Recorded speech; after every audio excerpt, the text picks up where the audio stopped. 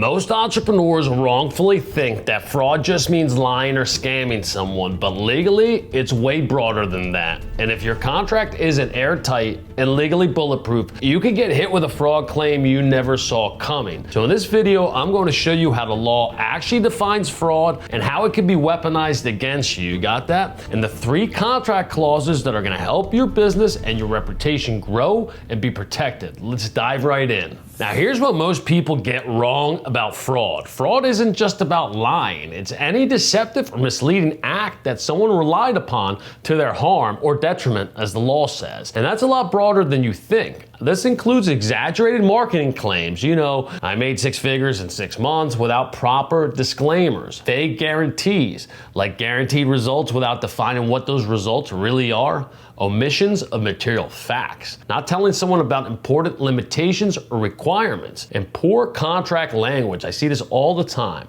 where what you wrote could be interpreted multiple ways, and here's the kicker. Courts don't just look at what you said, they look at what your client thought you meant. FTC regulations, state consumer laws, and contract common law all define deceptive behavior in really broad ways. So even if you think you're being honest, if your language is sloppy, you could be in big legal trouble. Here's what makes fraud allegations so dangerous. Even if you never intended to defraud anyone, if a court finds recklessness, misrepresentation, or omissions, they can rule against you. But here's the bonus danger, and this one's huge. If you're found liable for fraud, the judgment can't be discharged in bankruptcy. And I've done that to people. Think about what that really means. Most business debts, you can bankrupt your way out of them if things go really bad, but fraud judgments, they're forever. And in court, the burden often shifts subtly against you. Contracts are interpreted against the drafter. I've told you that a million times. That's you. Ambiguities benefit the client, not you. Judges look for clarity and they penalize business owners who don't write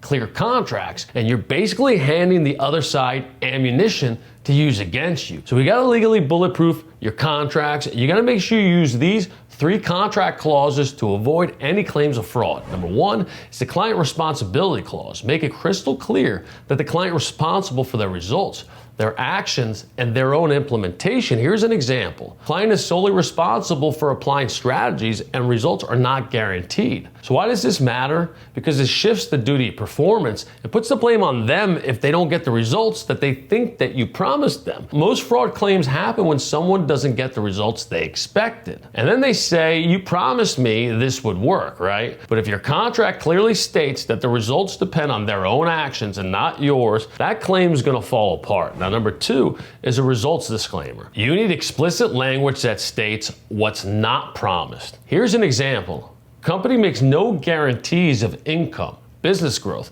or specific outcomes. That's just as important as what's included, right? So why does this matter? This limits expectations and refutes claims that you misrepresented results. Because if you're selling transformations, and most of you are, people are gonna have big expectations. That's natural, and you're selling them with irresistible offers. So if you don't explicitly manage these expectations in writing, then they can claim that you promised things you never actually promised. Now, this disclaimer shuts that down. And number 3 is a provision that most attorneys miss because they don't go to court. This is the entire agreement and no reliance clause. This is your fraud firewall. Here's an example. Client affirms that they're not relying on any representations outside this written agreement. Now, this is important because the courts use this to eliminate the he said, she said, right? Think about it. You have sales conversations, you send messages, you talk about possibilities, you send emails, texts, what have you. Without this clause, someone can claim, well, he told me on the phone that I definitely make the money. With this clause, the court says, nope, if it's not in the written agreement between the 4 corners, that's a legal term,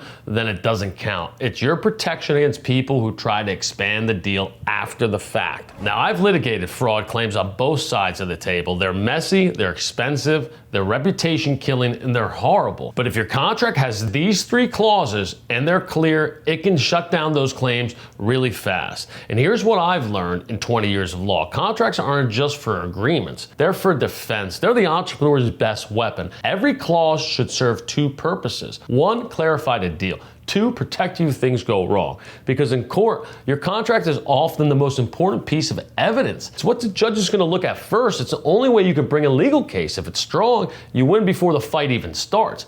If it's weak, you're playing defense from day one. You might as well pack up the bags and close down the business, because contracts are your best friends. Look, entrepreneurs sell transformations. That's powerful. People pay you to change their lives, grow their businesses, solve their problems, so you've got to take it seriously, because you're always on the hook for what you promise, what you imply, and what you say, and it's all in the contract. And if your contract is vague, they can twist it against you, and the judge will interpret it against you. And if it's tight, they can't touch you. You're bulletproof. The difference between a good contract and a great contract isn't just legal protection. It's peace of mind. It's being battle tested. It's knowing that when you focus on delivering value, you're not simultaneously creating legal liabilities. It's the difference between building a business and building a lawsuit waiting to happen, and they happen. Believe me, I've seen thousands. So if you want to see exactly how I write my contracts and my clauses and my SOPs, watch my client contract webinar and copy the fraud shielding language I've used in court that wins, where I break down each clause and I show you how they work with my SOPs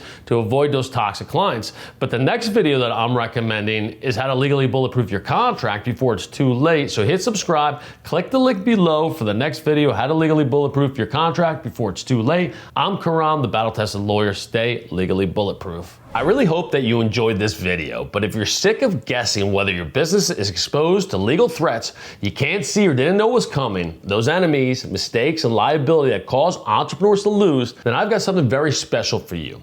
It's my free business risk report, the same kind of analysis I charge $7,500 for in person when I do my business defense legal mastermind. Click the link below, answer some strategic questions about your business, and get a personalized risk report. You've got nothing to lose. Find out what's hunting you and your business before it destroys everything you've built. I'm Karam, the battle-tested lawyer. Stay legally bulletproof, please.